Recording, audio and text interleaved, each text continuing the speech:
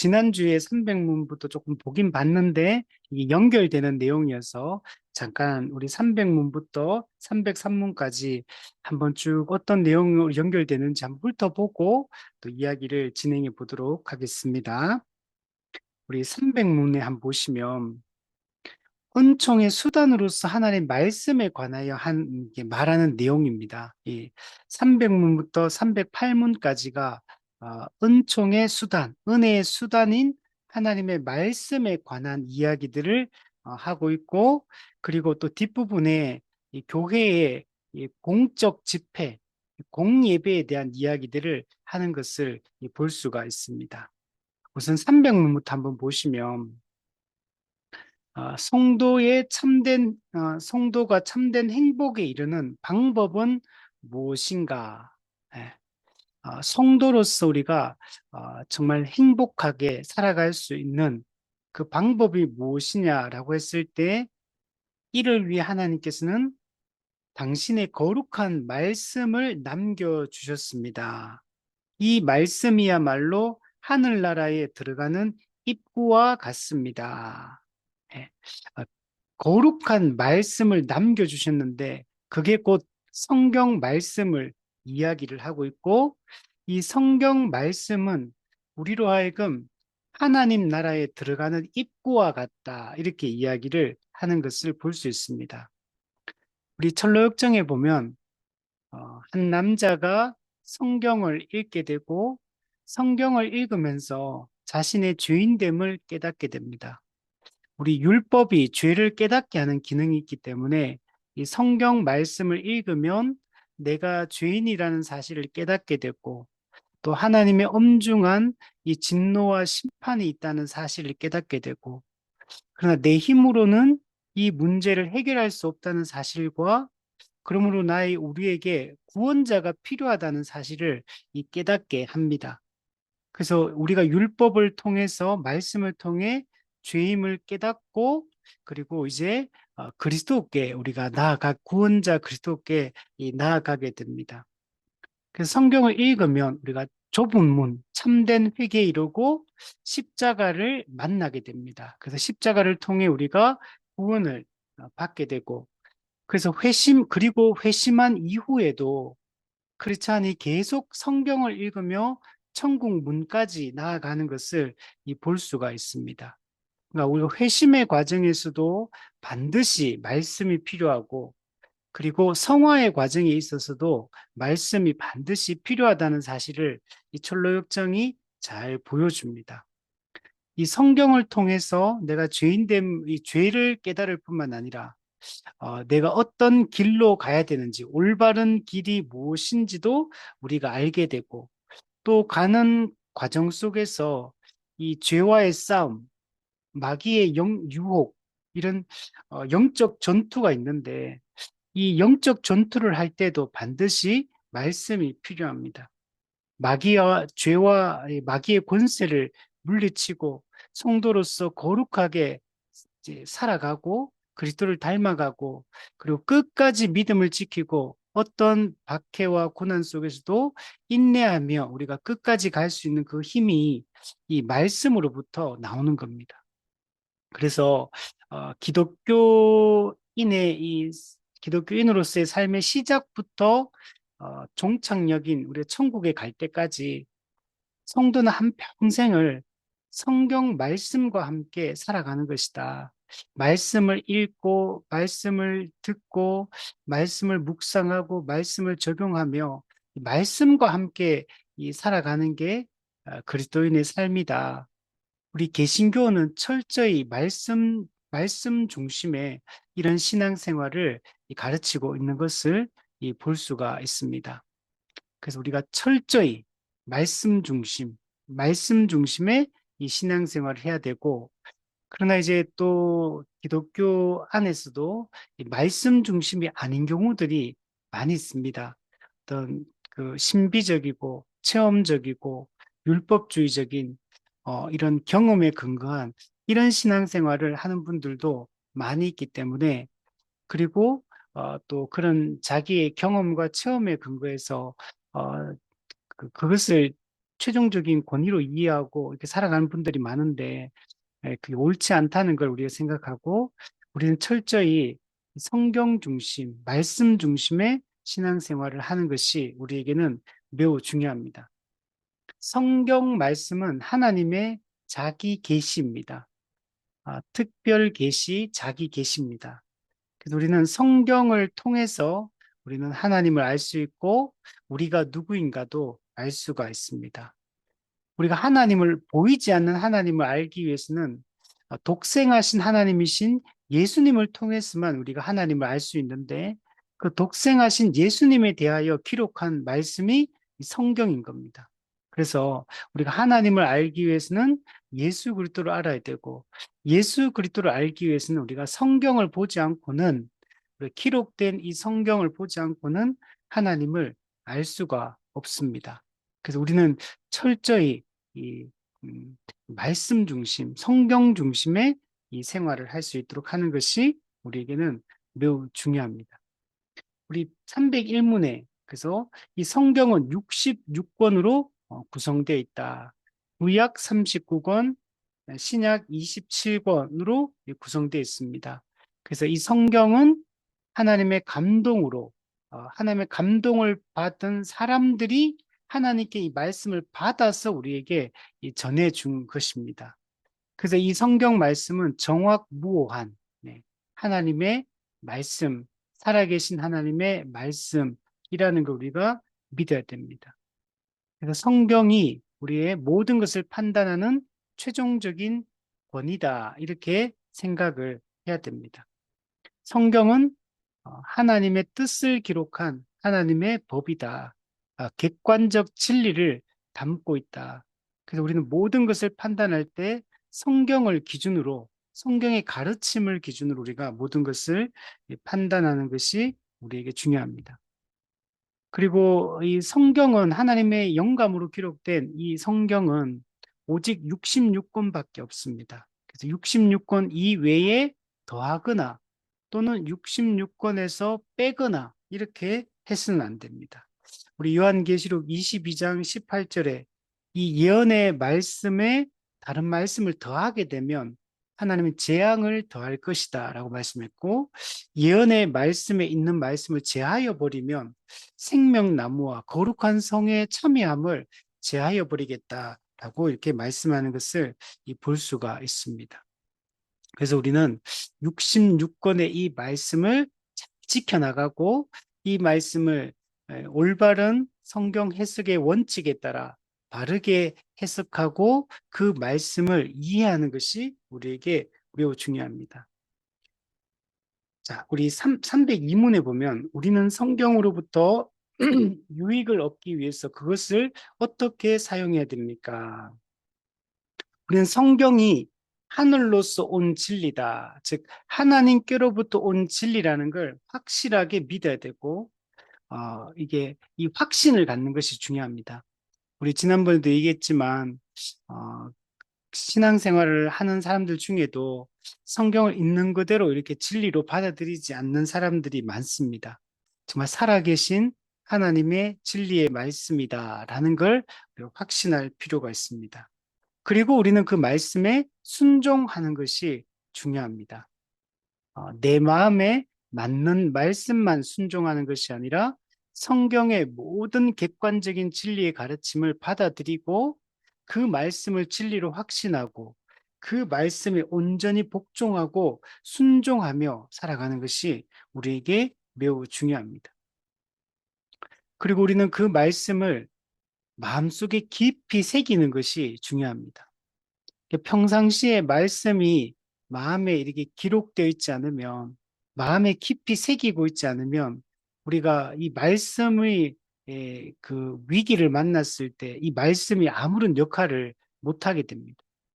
그래서 우리가 늘 말씀을 읽고 또 암송하고 연구하고 설교를 듣고 이런 과정들을 통해서 말씀이 우리의 머릿속에 우리의 마음속에 깊이 새겨져 있는 게 중요합니다. 그래야지만 어떤 상황을 만났을 때 이 말씀이 내 삶에 직접적인 영향을 끼칠 수가 있고 또 어떤 주변에 있는 어떤 어려움에 빠져 있는 사람들이 있을 때, 이 하나님의 올바른 말씀을, 원리를 알고 있어야지 그 사람에게 정확하게 필요한 말씀을 우리가 이게 전할 수가 있고, 그 사람이 올바른 선택과 판단을 내릴 수 있도록 실제로 도울 수 있습니다. 그래서 우리가 성경을 평상시에 많이 이게 알고 있는 게 정말 중요합니다. 그, 그 어떤 상황이 발생했을 때 그 순간에 내가 말씀 성경 찾아가지고 펴가지고 읽으면서 뭐 그 가르칠 수는 없거든요. 그래서 우리가 딱 어떤 상황이 발생할 때 성경적인 이 세계관으로 성경적인 원칙을 따라서 이게 꼭 필요한 말씀을 해주기 위해서는 평상시에 말씀을 잘 배우고 있고 이런 교리적 이해를 잘 하고 있어야지만 적절하게 그 필요한 것들을 예, 이게 우리 가르치고 도울 수 있습니다. 아, 저, 내가 이렇게 내가 아무리 책에 기록해 놔도 뭐 어디 기록해 놓아도 그게 생각나지 않으면 어디에 있는지도 모르고 실제적으로 적실하게 도울 수가 없게 됩니다.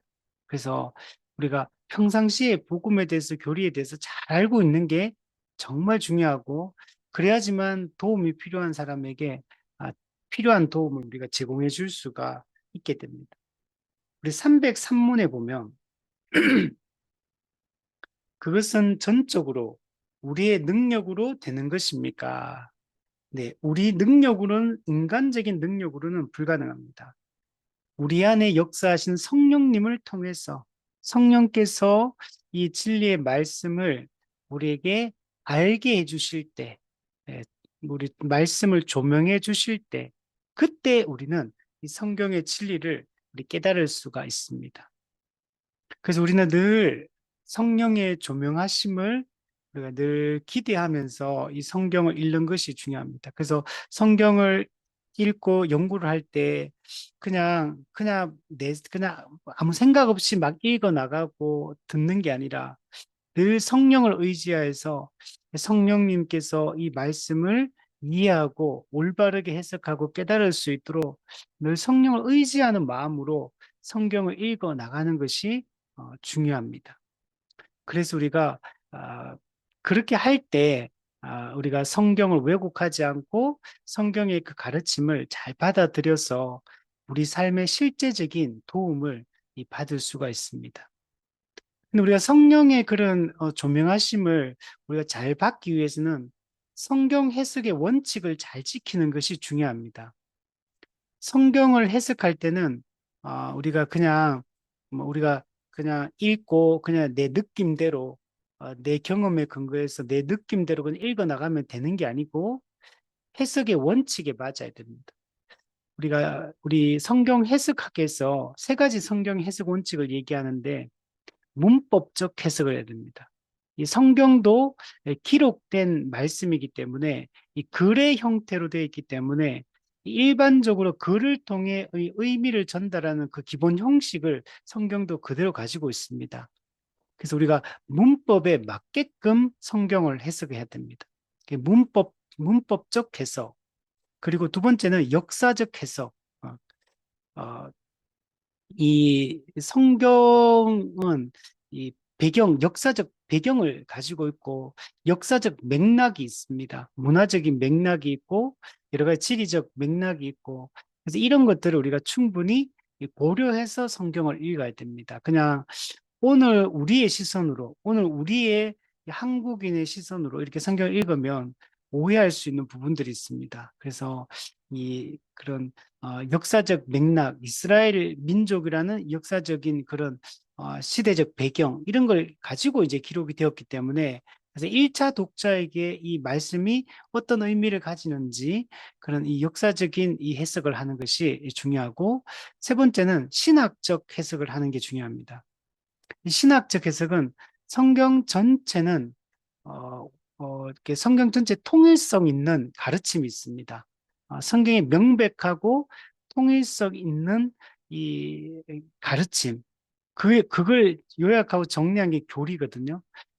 그래서 이런 그 교리를 설명한 걸 우리는 신학이라고 합니다. 그래서 신학적으로 해석한다는 얘기는 구약과 신약이 사상이 충돌되면 안 되고 또 뭐 서신서와 역사서, 뭐 시가서 모든 것들이 의미적으로 충돌하면 안 돼요. 성경 전체가 정말 신학적인 이 올바른 통일성 가운데 성경 전체를 이렇게 풀어나가는 것들이 되게 중요합니다.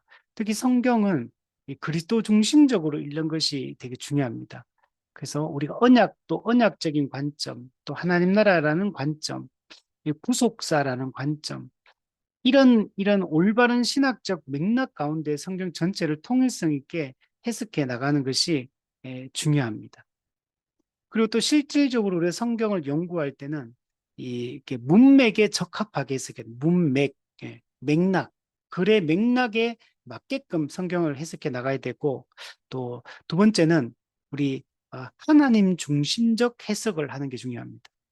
어, 우리가 성경을 볼 때 우리 인간의 관점으로 이게 성경을 해석하는 게 아니라 하나님 중심적 관점으로 하나님이 어떤 분이시며 어떤 일을 행하셨는가, 하나님의 약속은 무엇인가, 그러니까 하나님 중심적으로 성경을 우리가 해석해 나가는 게 중요하고, 또 하나는 본문에 근거한 해석을 하는 게 중요합니다.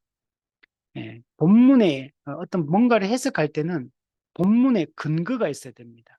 예. 이렇게 해석할 때 이 해석이 은혜롭다고 그 해석을 하는 게 아니고 그 본문의 근거, 그렇게 해석할 수 있는 객관적 근거가 분명히 있어야 돼요. 그래서 성경이 강조하는 것을 강조하고 성경이 강조하지 않는 것을 나도 강조하지 않아야 됩니다. 이 사람들이 오류를 범하는 게 이 부분이거든요.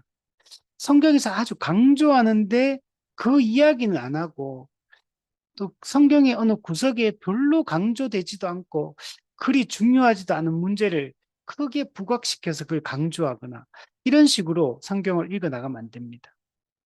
우리가 성경을 볼 때는 항상 본문에 근거해서 성경이 중요하게 여기는 것들을 중심으로, 명백한 것들 중심으로 우리가 성경을 해석해 나가는 것이 중요합니다. 그래서 근데 이렇게 우리가 이 해석의 원칙에 따라 성경을 읽고 해석을 할 때, 근데 우리가 우리 인간적인 지식으로만 그렇게 하는 게 아니라 그때 우리가 성령의 조명하심을 의지하면서 그 해석의 원칙에 따라 풀어 나갈 때, 그때 성령께서 이 말씀의 의미를 깨닫게 해주시는 겁니다.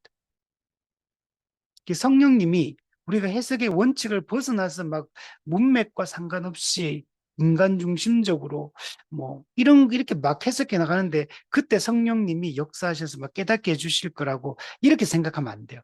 성령님의 이 조명하심은 올바른 형식으로, 올바른 방식으로 성경을 읽어 나갈 때 그 성령님이 역사하셔서 그걸 깨닫게 해주시는 거지, 그런 방식이 아닌데 성령님이 그냥 성경을 읽으니까 무조건 역사에서 막 알게 해주신다, 그게 아니라는 겁니다. 그래서 우리가 이 성경도 기본 글의 형식으로 진리를 전달하고 있다는 사실을 알아야 돼요. 근데 인간은 타락했기 때문에 우리 스스로의 힘만으로는 성경의 진리를 깨달을 수가 없어요. 그 성령의 조명하심이 반드시 필요한 겁니다. 예. 그러나 또 글의 형식이기 때문에 글의 일반적인 글을 읽고 이해하는 올바른 방식으로 성경을 봐야지만 올바르게 성경을 읽어 나갈 수가 있는 겁니다. 그래서 그것이 우리한테 매우 중요하다.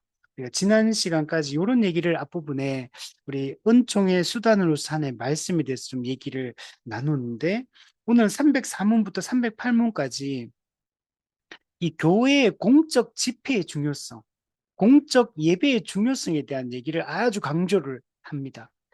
지금 오늘날 한국 교회가 이 부분이 매우 약해져 있거든, 이 부분이. 그리고 저는 생각할 때 우리가 교회가 이제 올바르게 세워지기 위해서 정말 우리가 강조해야 될 부분들이 많은데, 예를 들면 뭐 우리가 복음을 다시 올바로 배워야 됩니다. 우리가 또 교회론이나 종말론이나 또 하나님 나라에 대한 신학이나 이런 것들 바르게 알아야 됩니다. 뭐 이런 것도 있을 수 있고, 또 우리가 그냥 머리로만 아는 게 아니라 실제로 순종하며 실천하며 살아야 됩니다. 이런 걸 강조할 수도 있고, 뭐 다양하게 강조할 수 있는데, 근데 오늘 우리 교회가 회복되기 위해서 이 공예배의 이 중요성, 이 공예배를 잘 지킬 수 있도록 하는 것의 중요성을 이 칼빈이 강조를 하고 있습니다. 오늘 저도 마찬가지로 생각해요. 진짜 이 공예배가 무너지기 때문에 모든 게 무너지고 있다. 모든 게 지금 회복되려면 뭐 해야 됩니까? 라고 뭐 한 가지만 가르쳐 주세요. 막 이렇게 한다면 매주 정기적으로 공적 집회에 잘 참석하십시오. 이게 은혜가 되든 안 되든 공예배에 빠지지 말고 공예배에 적극적으로 정기적으로 우리가 참석하고 말씀을 듣고 그리고 성도의 교제를 나누십시오. 그러면 회복될 것입니다. 이렇게 말하고 싶습니다. 그 정도로 이 부분은 중요한 부분이고 뭐 한국 교회를 생각하면 수많은 그 문제점을 진단하는 내용들이 많은데 이 공예배의 중요성을 다시 한번 강조해야 돼. 옛날에 우리가 주일 예배, 주일 성수라고 표현했죠. 오늘은 주일 성수라고 막 하니까 싫어하는 사람들이 있더라고. 주일 성수. 어, 이게 뭐 이게 별로 안 중요한 것처럼 얘기하는 목회자들도 많더라고. 근데 아니다.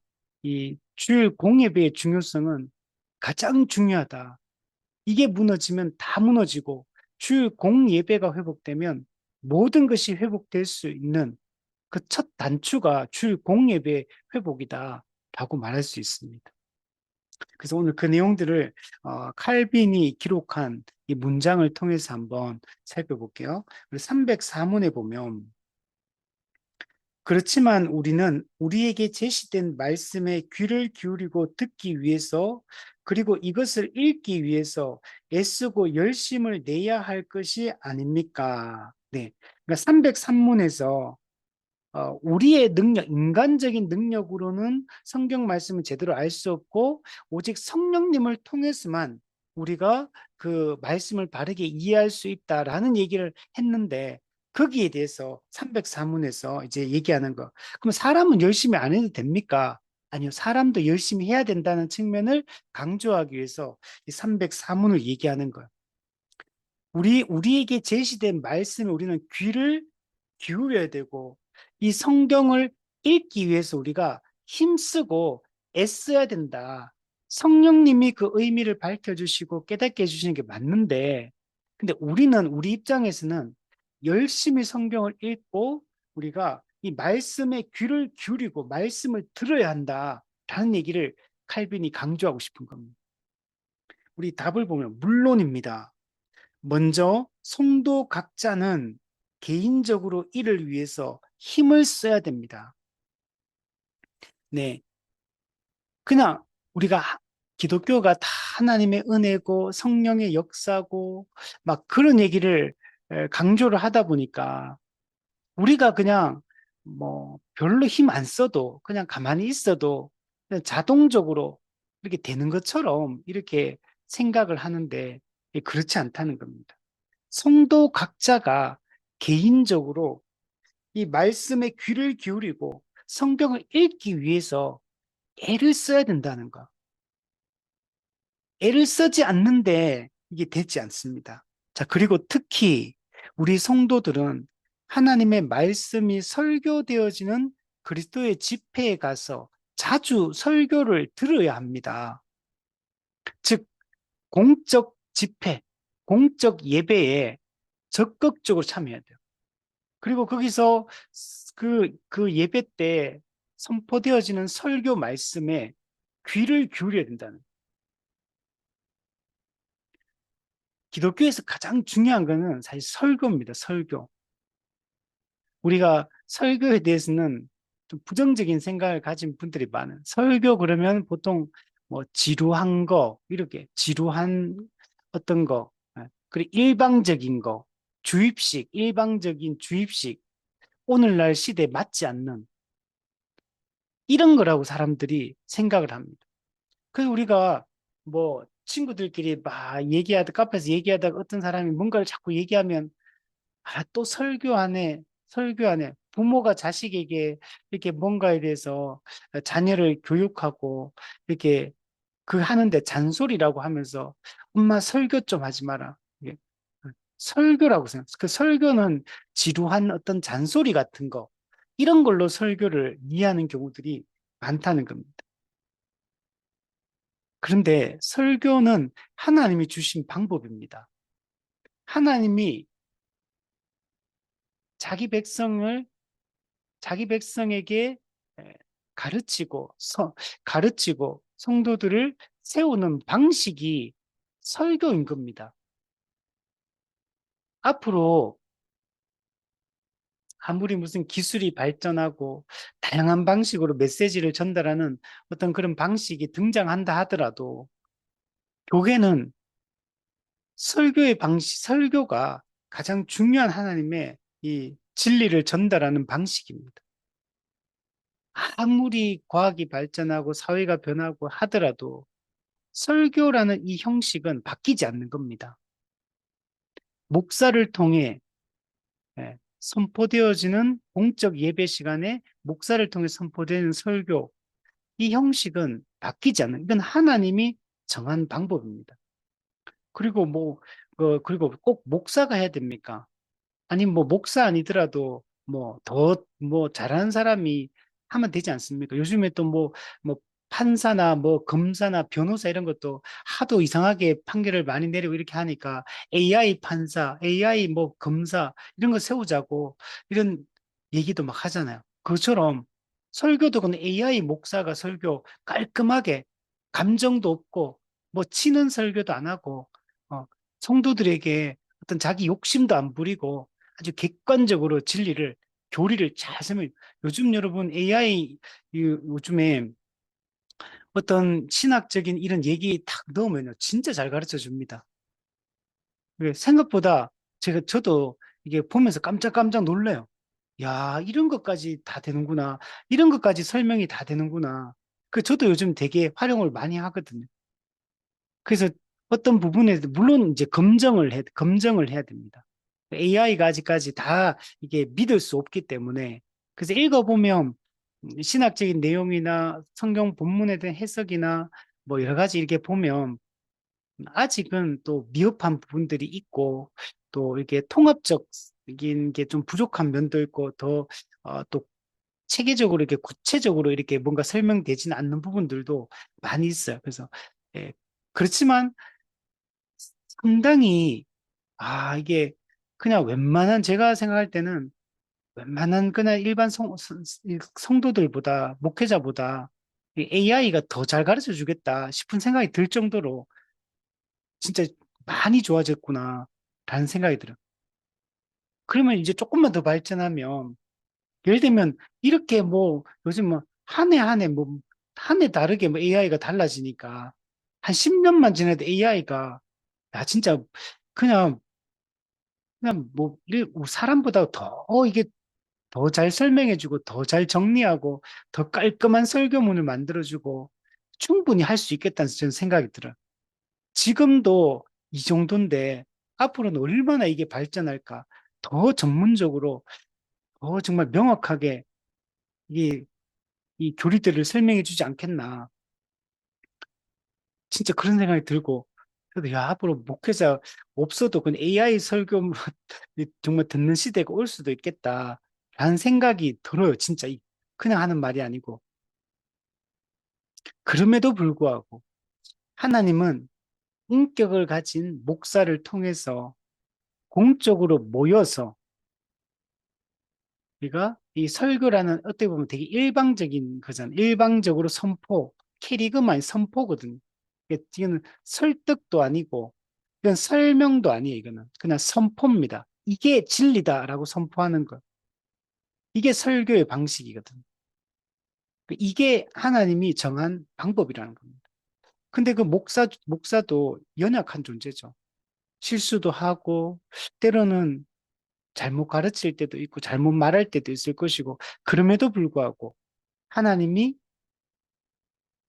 예배 때 공적으로 모여서, 공적으로 하나님이 세운, 권위를 부여해서 세운 목사를 통해 진리를 전하고 선포하는 방식, 이 설교가 그렇게 중요하다는, 뭐, 교회에서는 사실 이게 가장 중요합니다. 설교가 가장 중요하고, 그래서 그렇게 설교를 들으려면 그 집회에 참석해야 되죠. 예배 그 현장이 있어야 돼.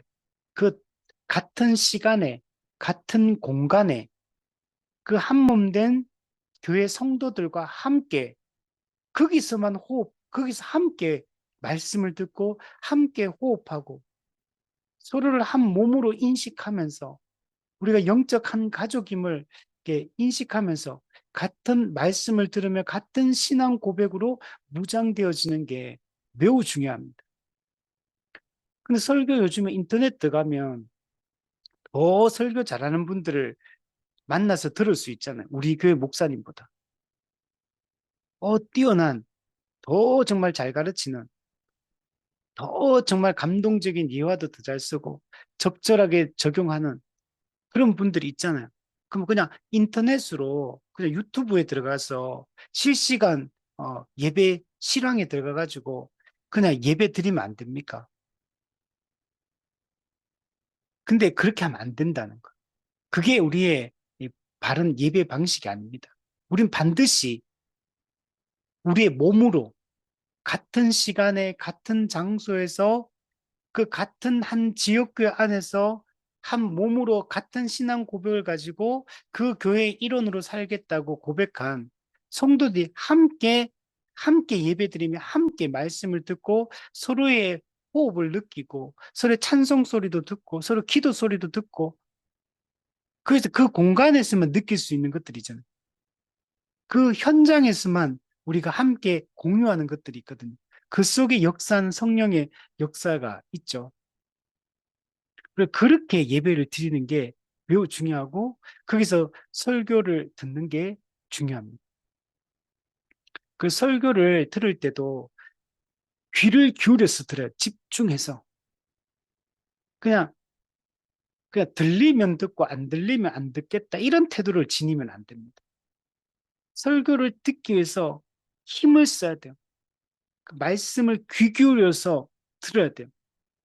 자꾸 무슨 환경을 자꾸 움직이는 환경, 시선이 딴 데로 돌아가는 이런 걸 하면 안 돼요. 심지어 교회는 설교가 선포되는 강단이 사람들이 앞을 보잖아요. 그래서 앞에 뭐 자꾸 뭐 많이 갖다 두는 것도 좋지 않아요. 사실 글자를 적어 놓는 거, 어떤 상징물을 두는 거, 시선을 다른 데로 이렇게 헛털어뜨리는 이런 모든 요소들을 사실 강단은 제거하는 게 제일 좋습니다. 오직 강단, 오직 그 말씀만 들릴 수 있도록. 이제 그런 것들도 되게 중요하고. 그래서 우리가 예배를 잘 드릴 수 있는 최소한의 이 환경들을 잘 마련하고 하는 것들이 매우 중요합니다. 그리고 또 요즘에는 핸드폰이 있다 보니까 그 막 각자 전화가 있으니까 막 예배 시간에 전화 오면 막 또 나가가 전화를 받으러 나가요. 굳이. 그죠? 그 예배 시간에는 진짜 정말 죽고 사는 문제가 아니면 전화기를 그냥 꺼두어야 되는데 그 예배 시간에 자꾸 폰 보고 그또 문자 뭐 카톡 답장하고 전화 받고 이런 게 너무 잘못된 귀를 기울일 수가 없어요. 이런 태도로 예배를 드려서는 안 된다. 집중해서 말씀을 듣는 것이 우리 필요합니다. 공예배는 주일 예배, 주일 공예배입니다. 공예배. 공예배는 목숨처럼 여겨야 됩니다. 그리고 반드시 본교회에서 주일 공예배를 드리도록 해야 됩니다. 내가 세례를 받고 내가 등록한 우리가 이 지역교회 안에 있는 사람들이 우리가 한 몸으로 이 땅에서 함께 살겠다고 고백하고 그 교회에 세례를 받고 등록을 한 거거든요. 그래서 우리는 보편교회지만 이 보편교회가 지역교회로서 살아가는 것을 통해 보편교회됨을 드러내는 것. 그래서 우리가 뭐 상황에 따라 그냥 뭐 일 있으면 저 교회 가서 예배 드리고 그냥 또 여행 가면 저기 가서 여행지에 가서 예배 드리면 되고 그렇게 생각하면 안 된다는 거. 우리는 내가 속한 주일 그 공예배에 최선을 다해서 최선을 다해서 모든 조건을 다 갖추어서 그 예배에 참석할 수 있도록 우리가 힘을 쓰는 게 중요합니다. 거기서 같이 예배 드리면서 옆에 있는 사람들이, 와, 우리가 영적 한 가족이구나, 한 몸이구나라는 걸 같이 느끼면서 우리가 함께 이 땅에서 하나님 백성으로서 살아가는구나 라는 걸 느끼는 게 되게 중요해요. 그래서 같은 신앙 고백을 하고 같은 말씀을 듣고 같은 찬송을 부르고 또 예배를 드리면 또 성도의 교제를 하고 식탁 교제, 우리 밥 먹는 것도 되게 중요해요. 공동 식사. 공동 식사도 한 몸임을 확인하는 과정이거든요. 이렇게 하는 것들이 중요합니다. 같은 말씀을 듣는 게 중요한 거는 같은 신앙 고백을 하기 위해서. 신앙 고백이 다르면 한 교회를 다니기가 힘듭니다. 같은 신앙 고백을 가진 성도가 한 지역교회로서 함께 살아가는 것. 그래야지만 한 몸 공동체로서 삶이 가능합니다.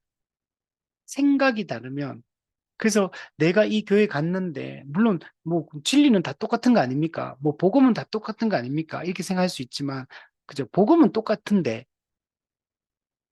똑같지만 근데 복음이 똑같이 선포되는 게 아니고 우선은 그리고 또 복음이 똑같다 하더라도 그 교회만의 또 특징이 있거든요.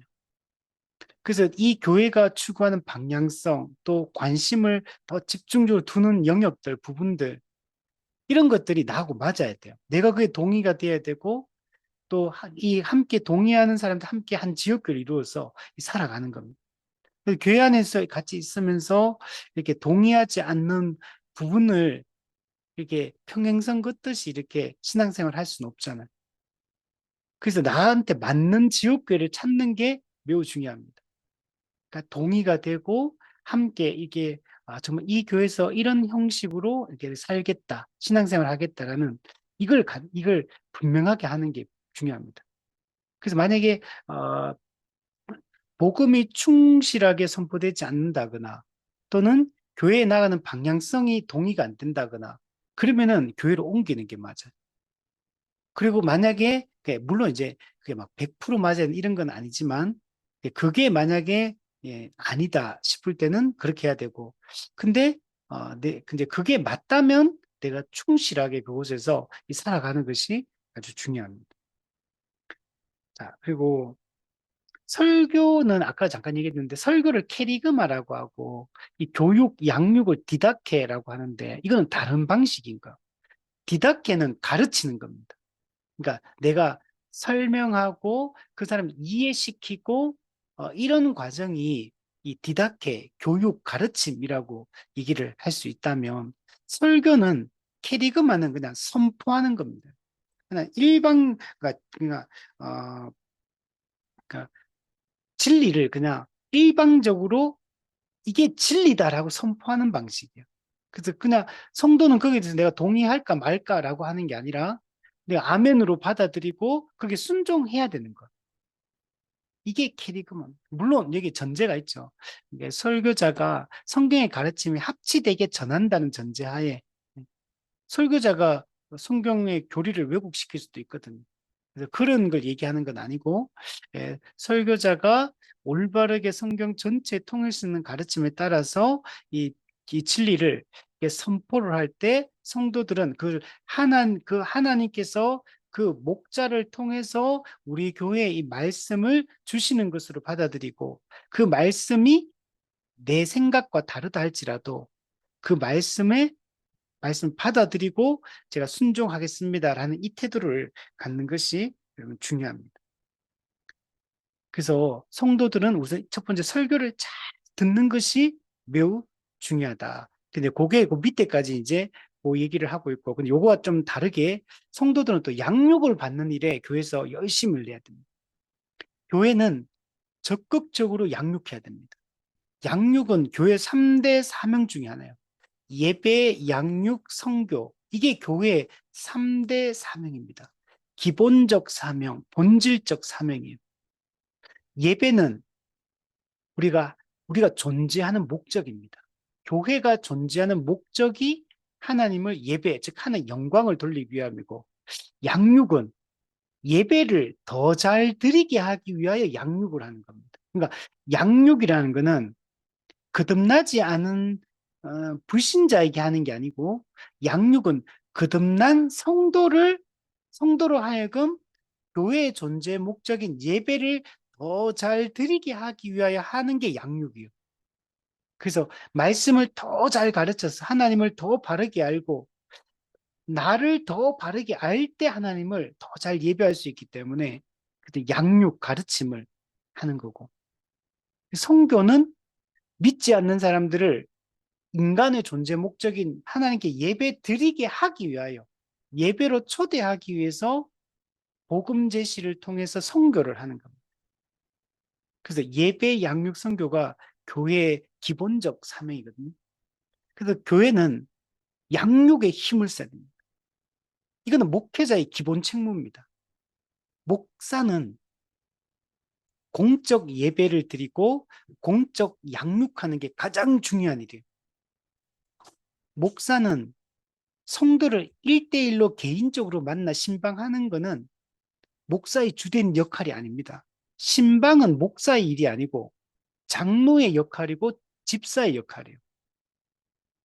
그리고 장로와 집사가 이 집사의 구제 신방과 장로의 말씀 신방, 이걸 해도 그 사람의, 그 성도의 문제가 해결되지 않을 때, 그때 요청이 들어오면 그때 이제 장로가 말씀 신방을 하고 집사가 구제 신방을 해도 그 또 채워지지 않고 해결되지 않는 문제가 있고 그때 장로가 목사에게 어떤 성도의 신방을 장로가 먼저 하고 나서 그때 목사는 가는 겁니다.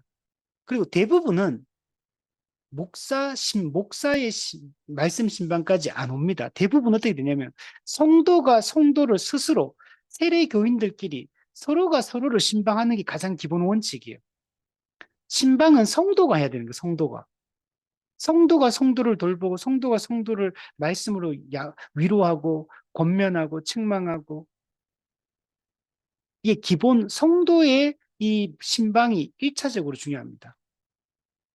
근데 이제 성도의 신방만으로 안 될 때 집사의 구제 신방과 장로의 말씀 신방이 이루어지는 것.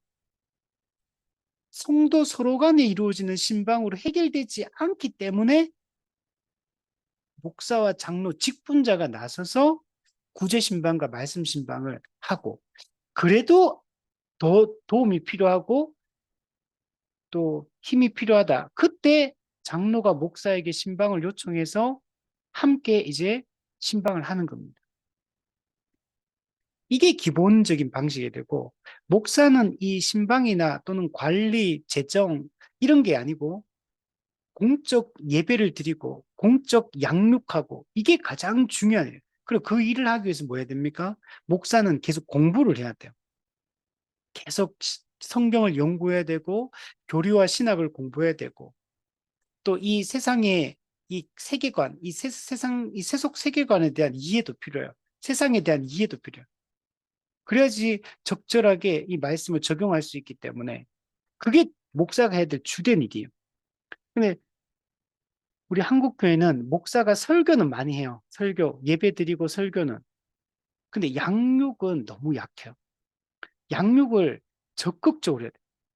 모든 세례 교인을 대상으로 해서 양육을 하고 그리고 그 성도들로 하여금 믿지 않는 자들에게 복음을 제시할 수 있도록 전도를 할 수 있도록 그렇게 하는 것이 중요합니다. 주일학교 교육 같은 경우도 선생님이 책임자가 아니고 목사가 부모를 가르치는 게 핵심이에요. 목사가 부모를 잘 가르쳐서 그 부모가 가정에서 자기 자녀를 신앙으로 교육할 수 있도록 가르칠 수 있도록 하는 게 주된 일이어야 돼요.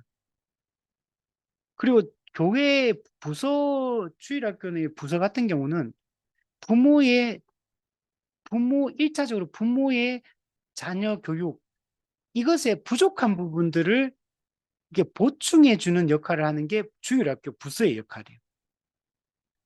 근데 이게 지금 이게 주객이 전도돼 가지고 부모는 부모가 열심히 말씀을 양육받고 공부해가지고 자기 자녀를 가정에서 열심히 가르쳐야 되는데 그 일은 안 하고 그 좋은 주일학교, 좋은 환경 좋은 어떤 큰 교회 주일학교 보내가지고 거기서 뭔가 도움을 받으려고 하는 아주 잘못된 아무리 주일학교 좋아도 제대로 된 양육이 이루어질 수가 없는 구조예요. 이런 형식으로 우리가 가서는 안 되고 교회는 세례 교인들을 성도들을 잘 가르쳐서 성도가 성도의 자녀를 신자의 자녀를 양육하고 가르치고 교회는 그 부족한 부분들을 메꾸어 주는 이런 형식으로 가야지만 올바른 신앙 교육이 이루어질 수 있습니다. 그래서 목회자는 열심히 양육을 해야 돼요. 그래서 적극적으로 성도들을 어떻게든 공적으로 모아가지고 가르칠 수 있는 환경을 만들고 계속 권면하고 설득하고 그래서 모든 성도가 매주 양육을 받을 수 있도록 그게 그 양육이랑 꼭 속으로만 하는 건 아니에요. 전체 교인을 대상으로 일주일에 한 번씩 이렇게 양육을 하면 됩니다. 전체 교인을 대상으로 할 수도 있고 또 그렇게는 너무 많을 때는 이제 중그룹으로 나누어서 또는 소그룹으로 나누어서 공적으로 성도들을 가르치고 양육하는 것들이 너무 중요합니다. 그리고 이걸 충분히 목회자는 제공을 해야 돼요. 근데 뭐 우리 이런 거 공부합시다 했는데 그 내용이 별로 기대가 안 되고 그죠? 내용이 충분히 준비가 안 돼 있고 숙달이 안 돼 있고 가르칠 능력이 준비 안 돼 있고 이렇게 버리면 한 번 하고 다음에 할 때는 기대감이 사라지기 때문에 안 하게 되겠죠. 그래서 목회자는 충분히 꼭 필요한 이 교육, 양육의 과정들, 커리큘럼을 만들고, 그걸 차근차근 이렇게 가르쳐 가야 되고, 모든 성도가 이 양육에 참여할 수 있도록 우리가 전체 큰 모임으로서 또 중그룹으로, 소그룹으로 다양한 형식의 이런 공적 양육 프로그램을 만들어서 성도들이 참여할 수 있도록. 그리고 이거는 일정 기간 동안 하는 게 양육이라는 거는 일정 기간, 예를 들면 한 5년 빡시게 하면 되는 게 아니고 양육은 평생을 하는 거예요. 평생을. 그 성도는 공예배와 공적 양육은 평생 매주 한다. 이렇게 생각을 하고 해야 되지. 나는 옛날에 제자훈련 열심히 했고, 옛날에 뭐 했고, 뭐, 크로스웨이 공부했고, 뭐, 1대1 제자 양육 공부했고, 뭐, 이런 거 뭐 했다. 뭐, 친구야, 파노라마 공부, 성경, 그걸 했는 게 중요한 게 아니고, 지속적으로 계속 말씀이 양육되는 게 중요한 거예요. 이걸 목회자는 충분히 준비를 해야 되고, 가르칠 준비를 해야 되고, 잘 가르칠 준비를 해야 되고, 성도들은 적극적으로 모든 성도, 모든 여기서 말하는 성도는 세례 교인을 얘기합니다. 모든 세례 교인은 반드시 100% 양육에, 공적 양육에 참여를 해야 됩니다. 이거는 신청받는 게 아니에요. 우리가 교회가 양육을 요즘은 신청받아가지고 하고 싶은 사람 하세요. 이 신청받는 게 아니고 세례 교인의 의무인 겁니다. 의무. 반드시 해야 돼요. 물론 이제 만약 소그룹으로 모인다면 이제 그 소그룹에 맞게끔 이제 인원을 딱 정해서 신청을 받아야겠지만 그러나 모든 성도가 함께 양육을 받는 게 중요하다. 그리고 여기서 끝나면 이제 성도가 말씀을 볼 때는 스스로 성경을 연구해야 됩니다. 매일매일 성경을 연구하는 필요. 그러니까 공적 예배를 통해 설교를 듣고 양육을 받고 그리고 개인 성경 연구를 해야 됩니다. 매일 말씀을 스스로 집에서 보지 않으면 믿음을 잘 지켜나가기가 어렵습니다. 설교를 아무리 잘 듣고 양육을 잘 받는다 해도 매일매일 내가 하나님과의 1대1로 말씀 앞에 서서 하나님의 뜻을 우리가 살피고 나를 향한 하나님의 그 뜻을 묵상하고 내가 누구인지를 다시 확인하고 내가 무엇을 위해 살아야 되는지를 다시 점검하고 이 시간이 매일 필요한 거예요. 나와 하나님과 1대1의 이 만남이 매일매일 이루어져야지만 우리가 힘있게 살아갈 수 있습니다. 그러니까 이걸 하지 않고 성도로서 잘 살아가기가 어려워. 또 그냥 우리는 수많은 유혹들과 또 우리 또 세속에 대한 사랑 이걸 놓치지 못 세상에 대한 미련 못 버려가지고 계속 우리가 연약하게 이렇게 넘어지는 자이거든. 그래서 우리가 이 세 가지를 깊이 있게 해야 돼. 그래서 이 성경을 연구하는 거, 또 신앙 서적, 좋은 책 읽는 거. 이 책을 읽을 때는 이렇게 뭐 서점의 베스트셀러 이런 거 말고 이 베스트셀러 이런 거는 다 가벼운 책들이에요. 예. 사실은 뭐 그냥 대충 읽고 넘어가도 되는 그런 종류의 책이고 그런 책들 말고 우리가 이 책은 평생을 소장하고 반복해서 읽어야 될 책들 이런 책을 읽어 나가야 돼요. 그 신앙 서적을 읽을 때는 서점의 베스트셀러가 아니라 정말 좋은 책을 추천받아서 반복적으로 그 어떤 한 사람의 그 사상을 그냥 반복적으로 읽어가지고 전체 사상을 내가 받아들일 수 있도록 그냥 지나가면서 이거 좋은데 줄 한번 꺼 이게 지나가가 될 문제가 아니고 그의 사상을 받아들여야 돼. 그 가르침의 핵심을 내 마음에 깊이 새기는 작업들. 우리 성경을 반복해서 읽어야 되듯이 좋은 이 서적들, 신학 서적들을 반복해서 읽어 나가는 이런 게 중요한 거예요. 이거 뭐별 가벼운 책 10권 읽는 것보다 반복해서 읽어도 중요한 책 한 권을 두 번, 세 번 읽는 게 100번 낫다는. 그래야지만 신학이 진짜 잘하고 지식이 잘하고 올바른 우리가 이 생각의 확장이 일어날 수가 있는 겁니다. 그리고 성경을 연구를 해야 됩니다. 성경 연구. 그냥, 그냥 대충 읽고 지나가듯이 이렇게 하는 게 아니라 정말 이 문맥 가운데서 이 본문이 우리에게 무엇을 말씀하시는지 객관적으로 살피고 정리하고 그 생각들을 곱씹고 내 마음에 붙드는 작업들을 해야 됩니다. 그러니까 빨리 지나가 버리면 다 지나가 버려요. 통독은 너무 중요하지만 통독만으로는 안 돼요. 통독과 성경 연구가 반드시 같이 가야 된다. 전체를 보고 부분을 보고 전체를 보고 부분을 보는 작업들을 동시적으로 해나갈 때 우리가 성경을 객관적으로 바르게 읽을 수가 있습니다. 우리 305문에 보면 교회 공적 집회에 참석하여 가르침을 받지 않고 집에서 개인적으로 말씀을 읽는 것만으로는 충분하지 않다는 말입니까? 네, 그렇습니다. 하나님께서는 이를 위한 수단도 제공해 주셨습니다. 우리 공적 예배, 그래서 우리가 말씀을 듣고 또 공적 양육을 통해서 배울 수 있는 기회들이 교회는 제공이 되고 있죠. 요즘에 이 그 교회에 이제 안 나가는 가난한 성도들 많잖아요. 교회 안 나가면서 이제 신앙생활을 하겠다고 생각하는 분들.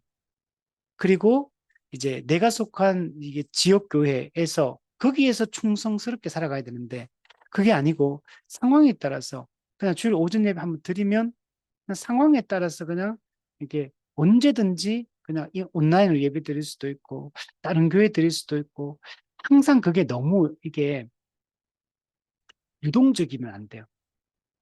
이게 우리가 기본적으로 한 지역교회를 중심으로 충실하게 살아가야 됩니다. 지역교회에서 예배를 드리고 양육을 받고 하는 것들이 잘 되는 것이 가장 중요합니다. 집에서 혼자서 내가 말씀 보고 유튜브로 공부하고 내 책 사서 내가 책 읽고 독학하고 이런 형식으로는 안 돼요. 그렇게 되면 진리가 왜곡될 가능성이 매우 높습니다. 그럼 교회의 관할과 지도를 받으면서 말씀을 봐야 돼요. 그래서 내가 올바르게 이걸 이해하고 올바르게 받아야 되는지를 점검하고 확인하는 과정들이 필요합니다. 그게 뭐 목회자와 또는 장로님과 또는 성도들과 1대1의 교제를 통해서도 그런 게 점검이 되어지고요.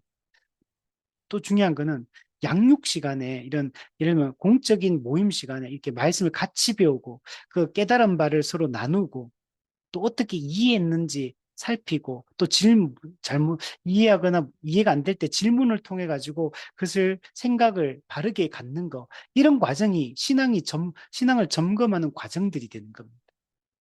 그래서 교회는 성경 공부를 통해서 그 사람이 좀 어떤 생각을 가지고 있는지 이런 것들이 다 파악이 되는 겁니다. 또 장로의 말씀 신방을 통해서 또 장로는 그걸 하나하나 확인하는 사람, 장로의 말씀 신방. 이 성도가 설교를 어떻게 들었는지, 어떻게 이해했는지, 어떤, 어, 어떤 교리에 대한 이해들을 가지고 있는지, 어떤 생각을 하며 살고 있는지, 이런 것들을 점검하는 게 장로의 말씀 신방.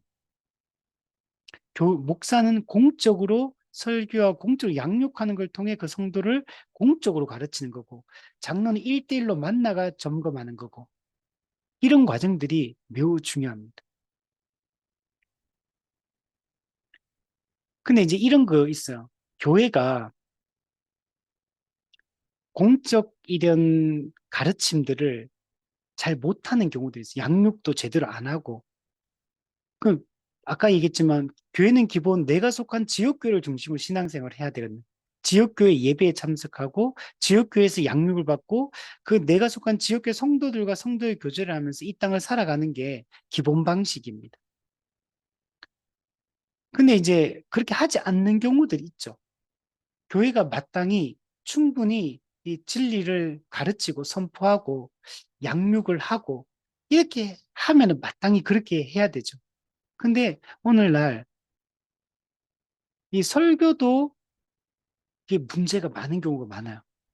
이게 목회자들이 게으르게 해서 제대로 된 양질의 이 말씀이 선포가 돼야 되는데 교리적으로 신학적인 설교가 선포돼야 되는데 그게 잘 안 되는 경우들이 많아요. 그리고 양육을 안 하는 교회도 있고, 그냥 우리 교회는 양육이 없어요. 이렇게 말하는 성도들도 있잖아요. 근데 양육이 근데 보통 있기는 있죠. 근데 그 양육이 이제 담임 목사님 예를 들면 뭐 어떤 하나의 프로그램, 부교육자들 각자 한 명씩 어떤 하나의 프로그램들 뭐 이렇게 정해가 이렇게 보통 하잖아요. 근데 이제 그게 내용이 좋은 내용이어야 돼요. 잘 준비된 내용이 되고, 그리고 지속적이어야 돼, 그 가르침이. 그리고 점진적으로 내용의 업그레이드가 과정이 이렇게 점진적으로 발전이 돼야 돼요. 근데 이제 그런 커리큘럼이 없이 그냥 이때는 이거 했다가 또 뭐 저거 유명하다 하면 저거 했다가 또 이거 했다가 또 하다가 다 끝내지도 못해요. 보통 보면. 한 3분의 1, 뭐 반틈 아니면 3분의 2 정도 하면 그냥 한 학기가 다 가버리고 그냥 끝나고. 그러니까 끝까지 교재를 그 하나의 교재가 담고 있는 그 핵심적인 내용들 처음부터 끝까지를 내가 그 공부하고 그것을 정리하는 과정이 되어야지만 잘하는데 그냥 하다가 중간에 띡 끝나버리고 내용의 깊이도 담보되지 않고 이렇게 되면 이번에는 양육을 참석하다 다음에는 기대감이 없어지죠. 그럼 안 하게 되거든요. 그러다 보니까 점점 몇 년 지나다 보니까 거지부지 하는 둥 마는 둥 목회자도 충분히 그 내용을 내가 하면 가르칠 거면 그 내용을 충분히 준비해가지고 뭘 가르칠 것인지 그걸 충분히 해야 되는데 그냥 대충대충 해서 이렇게 해버리면 기대감이 없어지죠. 그걸 신청하라고 해도 신청자가 별로 없죠. 저도 부교육자 생활 이렇게 해보면 이게 부교육자들끼리도 이게 여러 부목사님이 있는데 신청하세요 그러면 몰리는 데가 있죠. 어떤 부목사님은 사람이 왕창 몰리는데 어떤 부목사님은 사람 몇 명 신청 안 해요. 해보니까 이게 잘하는 사람 쪽으로 몰리는 거죠. 이런 것도 문제인 거. 이게 이제 이런 것들이 충분히 잘 교회가 준비를 해서 아주 체계적으로 이 양육들을 해나가야지만 이 되는 거죠. 만약에 그렇다면 어떻게 되느냐? 그러면 충분히 말씀이 공급되지 않게 되잖아요, 성도들이. 그러면은 어떻겠습니까? 공급받을 수 있는 거 찾아야죠. 그래서 기본 원칙은 아까도 얘기했지만 지역교회를 중심으로 지역교회 예배에 참석하고 지역교회 양육을 받는 게 원칙입니다. 그래서 최선을 다해서 하고 근데 그게 정말 제공이 안 된다면 그러면 내가 주중에라도 뭐 유튜브를 보든 다른 데 가서 공부하든 양육받을 걸 찾아야 돼요. 아유 없으니까 그냥 지내자 이렇게 되면 안 된다는 거. 성도들은 적극적으로 말씀을 찾아야 돼요. 물론 이단은 잘 조심해야 되지만 우리가 검증된 곳, 검증된 사람을 통해서 우리가 양육을 받기 위해서 충분히 해야 되고. 근데 그게 사실 좋은 방식은 아니에요. 지역교회 안에서 그게 다 해결되는 게 제일 좋은 거거든요. 지역교회를 중심으로 지역교회 성도들과 함께하고, 만약에 외부에서 어떤 공부를 한다 하더라도 이게 이 교회 지도 아래 그게 이루어지는 게 제일 좋거든요. 교회가 어떤 좋은 단체에 좋은 양육 프로그램이 있다 그러면 교회가 공적으로 그 사람들을, 성도들을 그쪽으로 이렇게 그 연결을 시켜서, 그래서 그 교회 지도 아래 외부 성경 공부, 외부에서 양육을 받게 하는 거, 이게 제일 좋은 형식이거든요. 사실 제일 좋은 건 교회 안에서 자체적으로 이루어지는 게 제일 좋고, 부족한 부분은 외부에서 공부하고. 근데 그거는 교회 지도 아래 하는 게 제일 좋아요. 그렇게 하는 게 정상적인. 근데 이제 이런 게 보통은 요즘은 잘 안 되죠. 그러다 보니까 어쩔 수 없이 이제 각자가 이제 찾아서, 개인이 스스로가 찾아서 말씀을, 이런 단계가 돼버린 거. 그래서 우리가 기본적으로 올바른 이 원리를 따라 시행될 수 있도록 우리가 애를 써야 되고, 최선을 다해서 해야 되고, 하는 게 중요합니다. 우리 306문에 보면 교회 공적 집회에 꼭 참석해야 할 이유가 무엇입니까? 예수 그리스도께서 당신의 교회 안에 이 질서를 세워 놓으신 것은 두세 사람을 위한 것이 아니라 일반적으로 교회 모든 성도를 위한 것이기 때문입니다. 예. 그러니까 이 공적 예배나 공적 양육, 이 방식이 하나님께서, 예수님께서 정한 원칙인 거예요. 이게 원리. 그리고 이렇게 했는 거는 그냥 단지 두세 사람을 위해서 이렇게 아니고 그 한 지역교회 전체 성도를 위하여 이 일들을 하시는 겁니다. 그럼 우리는 개별적 존재가 아니에요. 예수 믿음으로 머리이신 그리스도와 연합함으로 성도 서로 간에 다 연합이 됐어. 그래서 우리는 교회는 한 몸, 한 가족, 공동체적 존재로 우리가 존재하고 있습니다. 그렇기 때문에 우리가 개인주의적 신앙생활을 하면 안 됩니다. 우리는 기본적으로 공동체적 생활, 교회적 생활을 하는 것이 중요합니다. 그래서 우리가 예배를 드리는 것도, 양육을 받는 것도, 우리가 이 땅에 성도로서 살아가는 모든 것들이 이 교회적인 삶, 이 공동체적인 생활로 나타나야 돼요. 서로에게 연결돼서 유기체적인 삶을 살아갈 수 있도록 하는 것이 중요합니다. 그래서 우리는 개인으로 예수님과, 나와 예수님이 개인적으로 독대한다, 이런 의미가 아니고 우리는 교회로서 예수 그리스도를 만나는 거. 예배를 드릴 때도 여러분 개인적 예배가 아닙니다, 여러분. 내가 이 교회 가가지고 난 아무도 아는 사람이 없어요. 근데 주일 예배 참석해서 내가 1시간 예배 드리고 집에 갔어요. 그러면 나는 개인적으로 하나님께 예배 드렸다. 이게 정상적인 게 아니라는 거야. 우리가 존재가 교회고, 우리가 그 교회라는 존재는 이 땅에서는 한 지역교회에 속해 있는, 한 지역교회 단위로 한 몸으로 살아가고 있는 거야. 예배를 드릴 때도 내 개인의 예배가 아니에요. 개인의 교회적 예배를 드리고 공동체적 예배를 드리고 있는 거. 그러니까 요즘에 이게 중소형 교회 성도들이 다 대형 교회로 옮겨가잖아요. 지금 대형 교회는 지금 코로나 이후에 다 성장했거든요. 다 성장하고 있는데, 근데 그 사람 성도들이 왜 대형 교회로 다 몰려갑니까? 그냥 그냥 조용히 편안하게 눈에 안 띄게 그냥 익명 속에 숨어서 그냥 편안하게 그냥 예배 드리고 그냥 신앙생활 하겠다, 그 말이잖아요. 그 가면 아는 사람도 몇 명 있겠지만 대다수 다 모르는 사람들이죠. 그냥 11시 예배, 그럼 11시 예배 가서 예배 드리고 그냥 밥 먹고 이제 집에 오고, 이게 대다수의 대형교회 성도들의 예배 패턴이잖아요. 그리고 오후 예배나 뭐 양육이나 교사나 섬기 이런 거 좀 하면 좀 더 적극적으로 하는 분들이고, 대다수는 그냥 예배 드리고 집에 오는 게 사실 다잖아요. 일부 예배 드릴 때 차 타고 들어갔다가 2부 예배 딱 드리기 전에 빨리 예배 끝나면 빨리 차를 빼내야 되죠. 그래야지 다음 2부 사람들이 들어와서 차를 주차를 하고, 밥도 빨리 먹어야 돼. 밥도 오래 못 걸어. 내 차를 안 빼면 다른 사람이 차를 주차를 못 하니까. 이런 신앙 형태를 띠잖아요.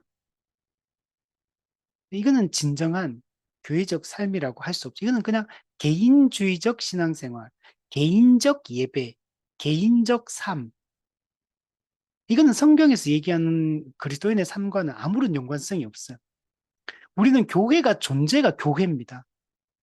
교회는 한 사람을 교회라고 하지 않아요.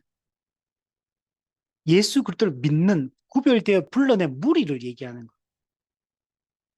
그 우리는 존재가 교회가 되었고 우리는 서로 한 몸의 각 부분으로 존재하고 있는 것. 전체 유기체 한 각 부분으로 존재하고 있는. 그래서 다 연결되어 있어. 그래서 우리가 존재가 교회적 존재, 공동체적 존재가 되었기 때문에 우리가 삶을 살아가는 방식도 교회적 삶, 공동체적 삶을 살아야 되고 예배를 드리는 것도 내 개인이 예배를 드리는 게 아니고 우리가 교회로서 교회적으로 함께 예배를 드리는 것. 공동체적 예배를 함께 드리는 것. 우리가 영적 전투를 하더라도 개인적 전투를 하는 게 아니에요. 공동체적 전투를 하는 것.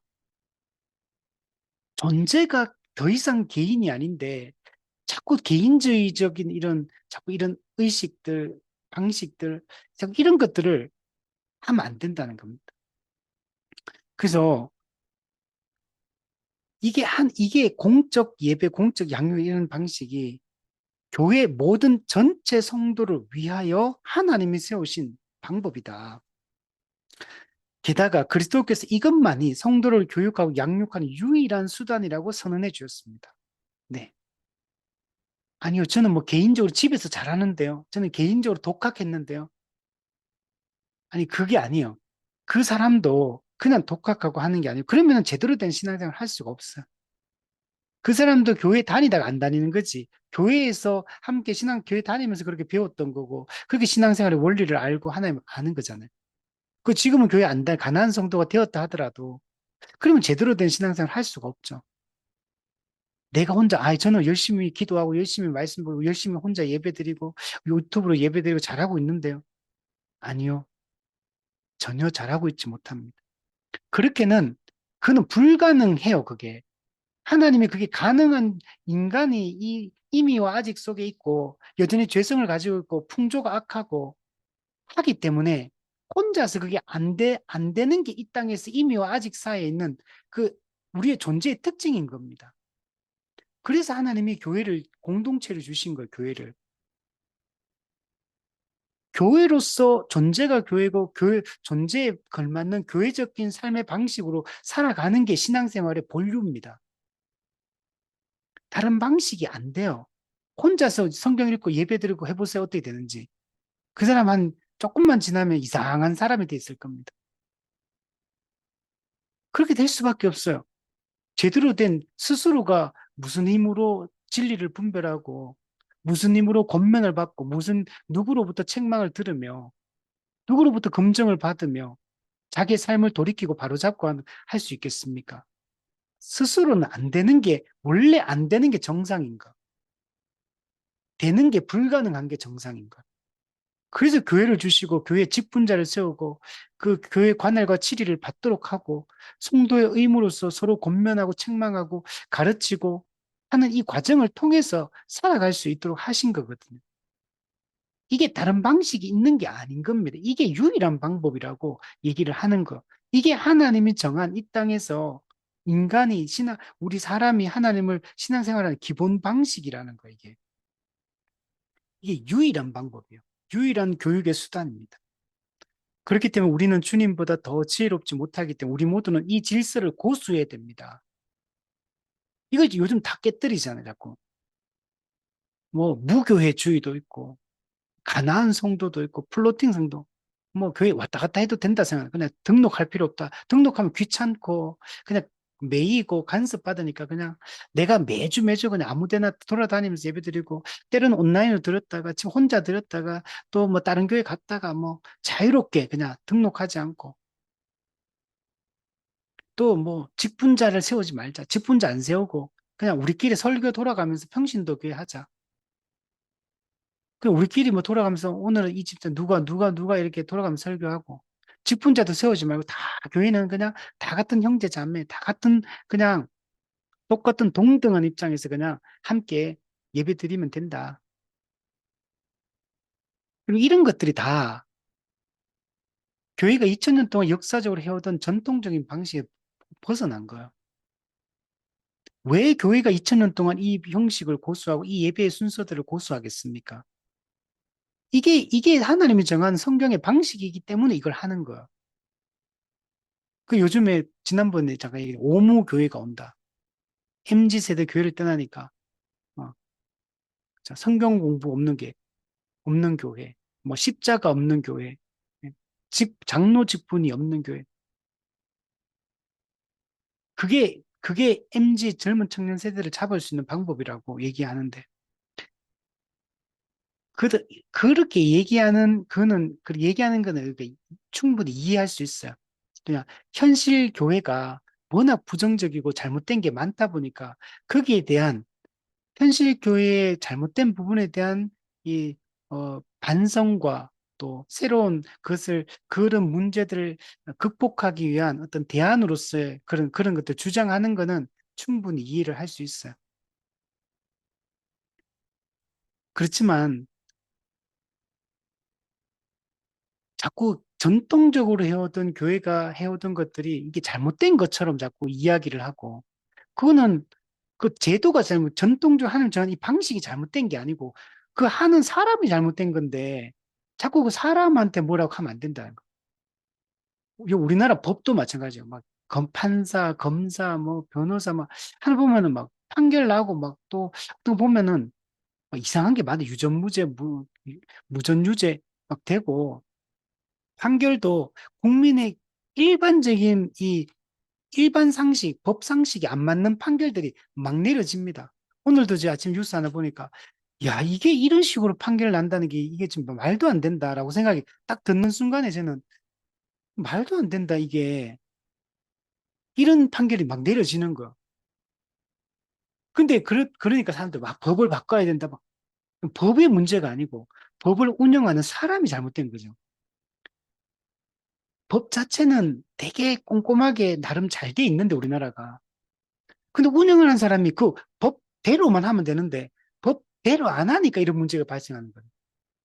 법 자체가 잘못된 게 아니고 법이 있는데 그 법을 안 지키면서 법을 엉뚱하게 법꾸라지처럼 해석해가지고 그러니까 엉뚱하게 판결을 내리는 게 문제인 거죠.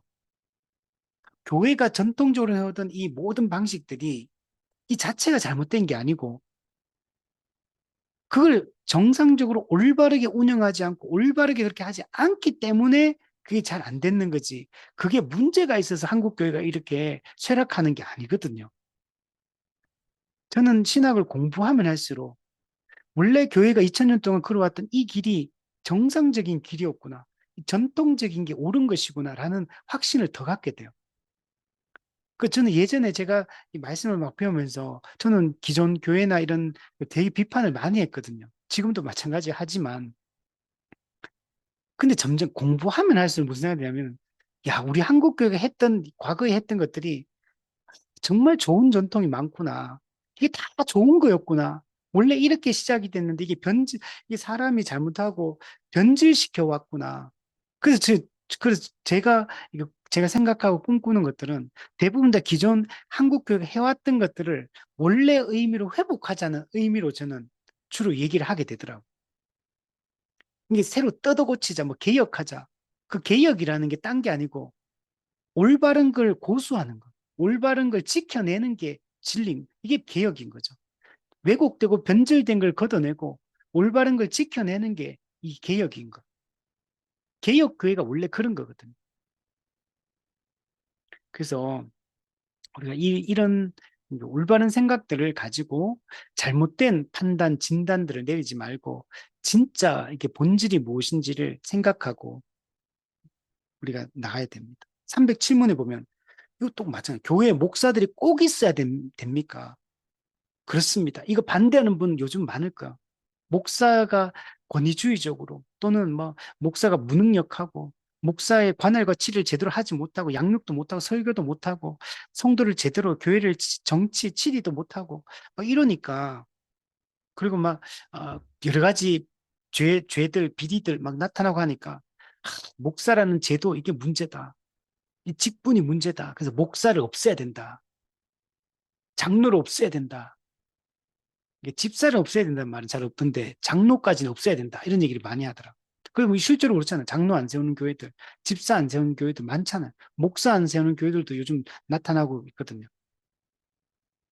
자, 근데 보세요. 목사가 꼭 있어야 됩니까, 교회에? 그렇습니다.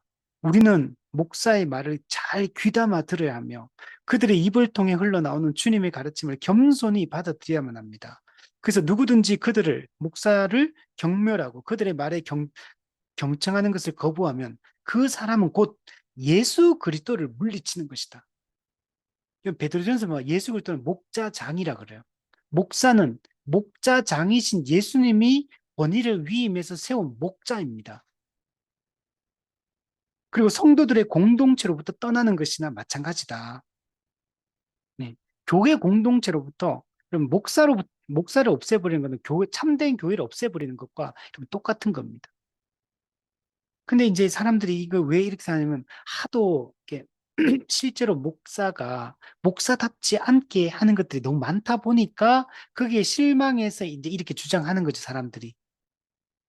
사실 목사 제도 자체를 이렇게 부정한다기보다는 목사가 내가 경험한 목사, 내가 보는 목사가 이상하니까 그러니까 목사에 대한 신뢰가 목사직에 대한 신뢰를 잃어버리고 그냥 아예 적극적으로 목사직을 안 세우는 평신도 교회도 등장하게 되고 그 목사는 있어야 된다고 생각하죠. 그래도 대부분은 그래서 그냥 기존에 있는 목사를 이제 어, 쫓아내고 새로운 목사를 계속 교체해서 이제 뭔가를 채우려고 하는 이제 이런 형식으로 이제 진행이 되고 있죠.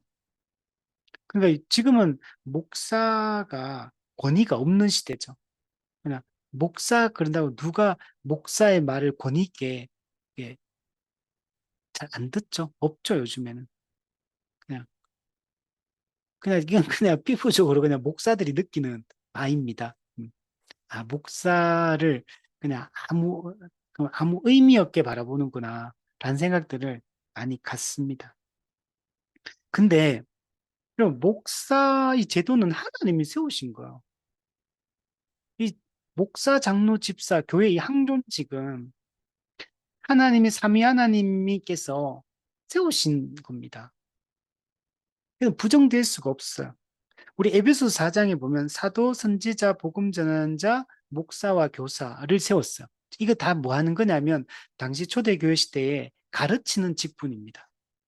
근데 이제 사도, 선지자, 복음 전하자는 다 이건 한시적인 직분입니다. 그래서 초대교회 그 당시 선지자는 구약부터 있었고, 근데 어쨌든 이거는 당시에 있던 직분이 한시적 직분이에요. 지금은 없어요.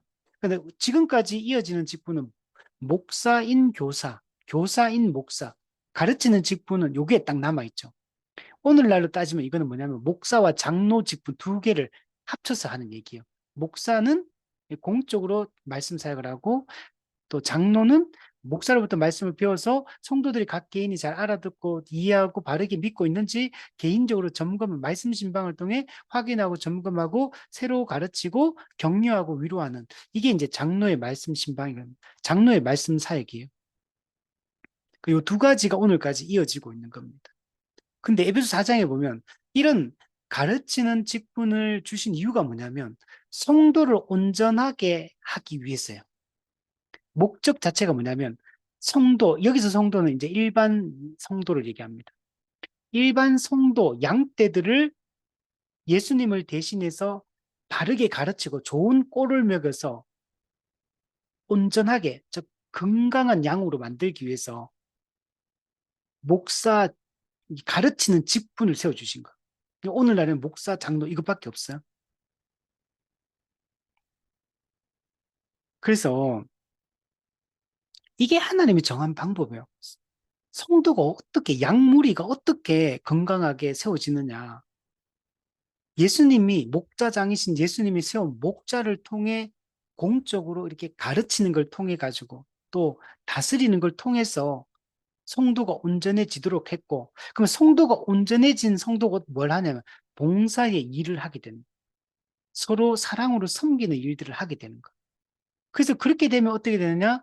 그리스도의 몸이 세워지게 되는, 그리스도의 몸인 교회가 든든하게 견고하게 세워지게 되고, 그 교회가 든든하게 말씀 중심, 복음 중심으로 딱 세워지면 어떻게 되느냐? 하나님의 나라가 확장되게 되는 겁니다.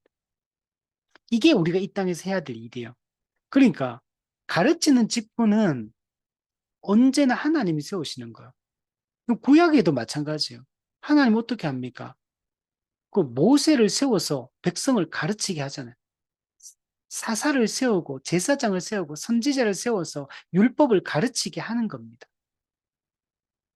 신약이 넘어 사도를 세우고 목사와 장로를 세우고 가르치게 하는 것.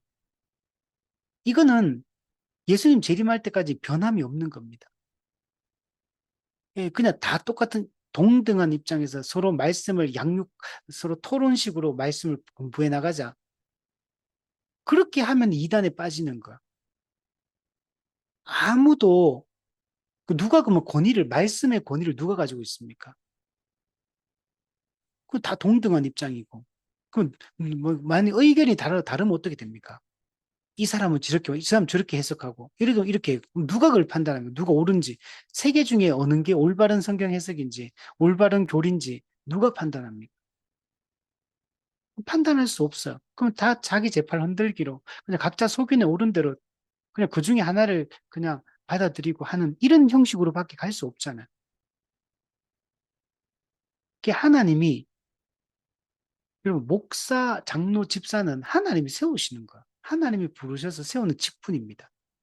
하나님 그 직분을 세울 때는요, 권위를 주실 뿐만 아니고, 또 그 기능을 수행할 수 있는 은사까지도 주시는 겁니다. 그걸 믿어야 돼요.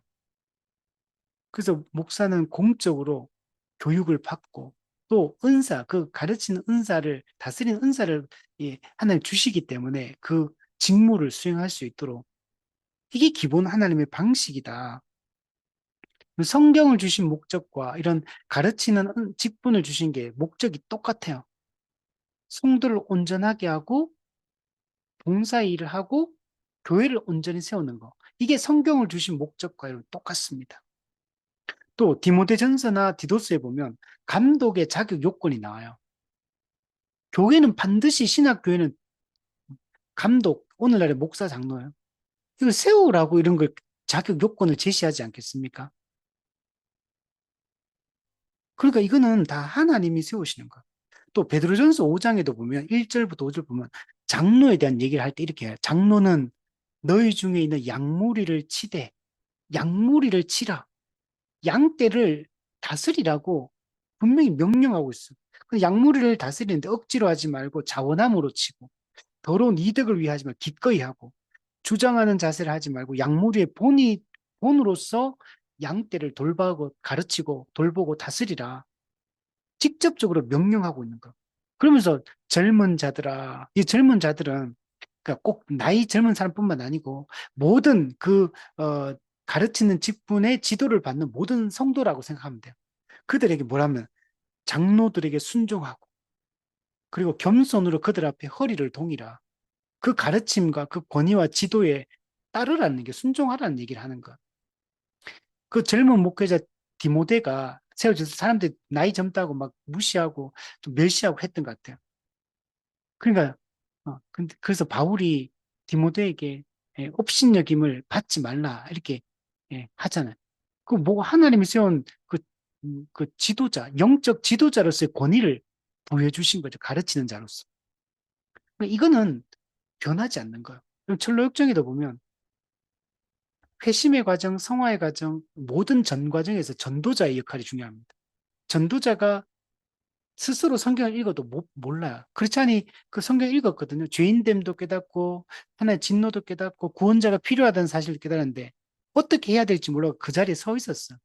근데 전도자가 나타나가 저 빛을 따라가라 이렇게 제시를 해줍니다.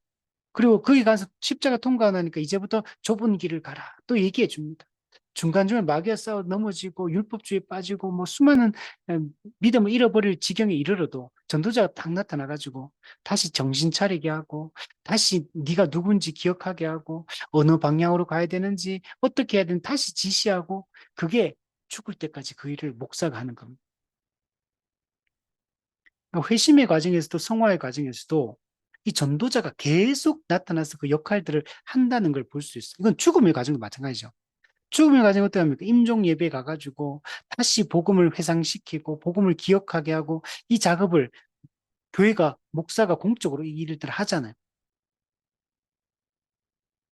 그 여러분 목사 없이 교회가 이루어질 수 없어요. 우리 토요일 문답이나 예수님 신앙 고백서에 보면 교회는 반드시 목사가 있어야 됩니다. 목사가 없으면 교회가 안 돼요. 성도가 아무리 100, 1000만 명이 모여 있어도 그는 교회라고 부르지 않습니다. 오직 목사가 없는 거는 교회가 아니에요. 교회가 반드시 있어야 되고 그 목사가 반드시 공적 설교를 해야 되고 공적 양육을 해야 되고 그리고 목사가 목사만이 세례를 줄 수 있고 성찬을 집례할 수 있습니다. 그건 장로가 하는 게 아니에요. 목사가 하는 거지. 그냥 장로는 그래서 그냥 이렇게 같이 수종 들고 같이 돕는 역할을 할 뿐이지 장로 독자적으로 할 수 없어요. 목사 없이는 공적 가르침도 설교도 못 하고요. 공적 성례도 베풀 수 없고요. 공적 권징 이것도 할 수 없어요. 들리는 말씀, 보이는 말씀, 지켜내는 말씀 전부 다 목사가 없으면 다 불가능합니다.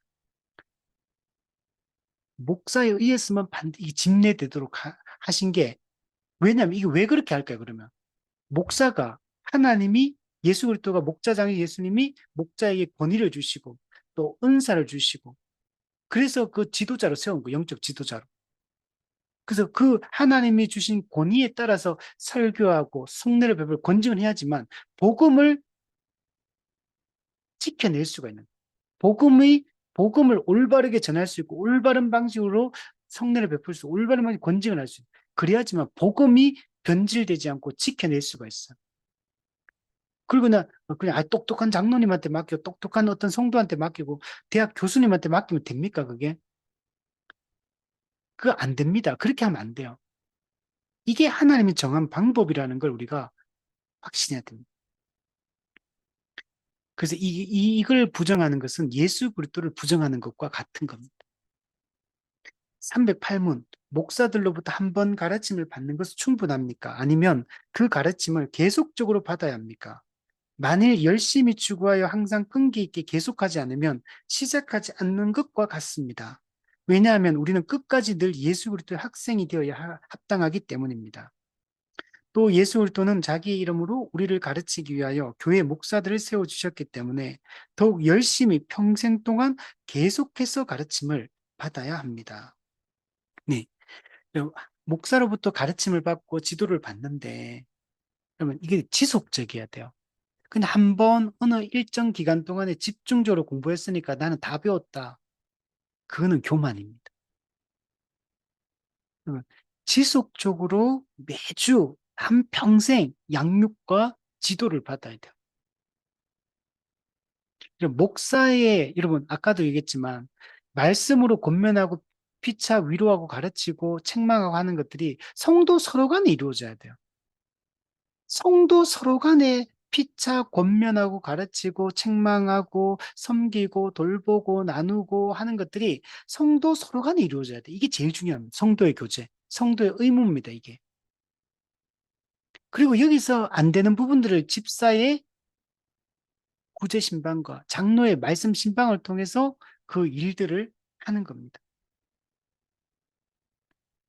그리고 그뿐만 아니라 이 목사의 이 가르침과 지도 이게 또 공적으로도 계속 이루어져야 돼요. 그래서 세례사역의 네 번째 교회의 관할과 칠이 복종하겠느냐? 이거는 뭐냐면 칠의회의 권위에 순종하겠느냐 이 말이에요. 칠의회는 목사 장로로 구성된 당회, 칠의회의 이 가르침을 받겠느냐 이 말이에요. 그래서 교회가 어떤 성도가 문제가 있잖아요. 그럼 성도 서로가 서로 권면해요. 서로 권면하고 서로 가르치고 서로 책망하고 이게 가장 우선적으로 이루어져야 될 부분이고 안 될 때 집사와 장로가 또 그 권면하고 하는 거고. 근데 집사 말도 안 듣고 성도 말도 안 듣고 집사 말도 안 듣고 장로의 권면도 안 듣고 그러니까 안 들으니까 이제 목사까지 이제 요청이 들어오겠죠. 목사가 가서 권면하고 위로 가르치고 이렇게 뭐 바로 잡고 아니면 이런 걸 다 요청했는데 그걸 거부해요. 그럼 목사 뒤에는 아무도 없어요. 목사가 끝입니다. 목사의 권면과 목사의 가르침과 목사의 지도를 만약에 부정하면요. 그 사람은 이제 더 이상 할 게 없어요. 목사의 권면 다음에는 아무도 없어요. 목사가 마지막 단계입니다. 목사의 권면, 목자장이신 예수님이 주신 권위로 그분의 그리스도의 말씀으로 권면하고 위로 가르치는데 불구하고 그걸 거부하면 그 다음은 없어요. 그는 목사의 그 권면과 가르침을 부정하는 것은 예수 그리스도의 그 권위로 주신 예수의 가르침 권면을 부정하는 거기 때문에 그 사람은 끝이에요. 다른 단계가 없어요. 그만큼 여러분 교회 관할과 치리가 중요한 겁니다. 예, 이런 경우 많아요. 교회 안에 저는 성도님과 생각이 다릅니다. 성도들이 권면해도 저는 생각이 다릅니다. 그 집사가 나서가 권면을 했는데 저는 집사님의 생각과 다릅니다. 그 자기 생각을 고집해요. 그 장로가 이제 나서가 장로에 이제 권면하죠. 저는 장로님의 생각과 다릅니다. 그러니까 이제 목사가 나서가지고 권면하고 가르쳤는데 저는 목사님의 생각 다릅니다. 그건 목사님 생각이죠. 저는 생각이 다릅니다. 이 사람은 마지막 단계 목사의 권면을 가르침을 딱 거부해버리면 더 이상 교회는 할 수 있는 게 아무것도 없는 상태가 돼버립니다. 그는 곧 목자장의 권위를 해버린 것과 똑같은 것. 그만큼 이게 심각한 문제예요. 근데 요즘 어때요? 목사가 아무리 권면하고 뭐 가르치고 만약에 이게 이제 전제 조건에 있죠. 성경적인 권면과 가르침을 한다는 전제하에 만약에 성경이 가르치는 틀린 걸 막 목회자가 얘기했다면 그건 당연히 안 들어야 되죠. 그거는 당연히 들으면 안 되는 거고. 그런데 성경적으로 올바른 얘기를 권면하고 가르치고 지도하고 했는데 그걸 거부하면 그는 마지막 단계를 넘어서 버린 것. 그러면 이제 심판밖에 없어요. 그 사람한테는. 근데 우리는 지금 이런 하나님이 정한 이 직분을 통해 교회를 다스리고 통치하는 그리스도의 통치를 대행하는 이 원리를 너무 가볍게 생각하는 거예요. 뭐 너무 가벼워요, 그냥. 이렇게 돼버리면 참된 그리스도인을 살아가는 것은 불가능합니다. 그래서 세례서약에서 세례서약이 딱 네 가지거든요. 죄인임을 인정합니까? 예수님이 유일한 구원자임을 인정합니까? 성령님 인도하심에 따라 거룩하게 살겠습니까? 교회의 관할과 치리에 복종하겠습니까? 이 네 가지밖에 없어요, 세례서약이. 결국에는 마지막 네 번째, 교회의 관할과 치리에 복종하지 않으면요. 앞에 세 가지가 다 무너져 버려요. 실제 시행은 교회 관할과 치리, 그는 치리회의 당회, 목사 장로를 구성한 치리회가 마지막 공적인 이 권위자거든요. 교회는. 그걸 거부해버리면 그냥 끝인 거야. 방법이 없는 거. 그래서 이걸 우리가 정말 교회는 이걸 잘 가르쳐야 되고, 근데 물론 이제 그 권위가 떨어진 거는 목사나 장로나 직분자들이 잘못하니까 이제 성도들이 이제 잘못하는 거 보고 실망해가 이제 그렇다는 거는 인정합니다. 그러나 그 사람이 잘못된 것 때문에 그 직분 자체를 부정해버리고 권위 자체를 부정해버리면 안 돼요. 목회자가 권위주의로 가면 안 되지만 권위가 없으면 안 돼.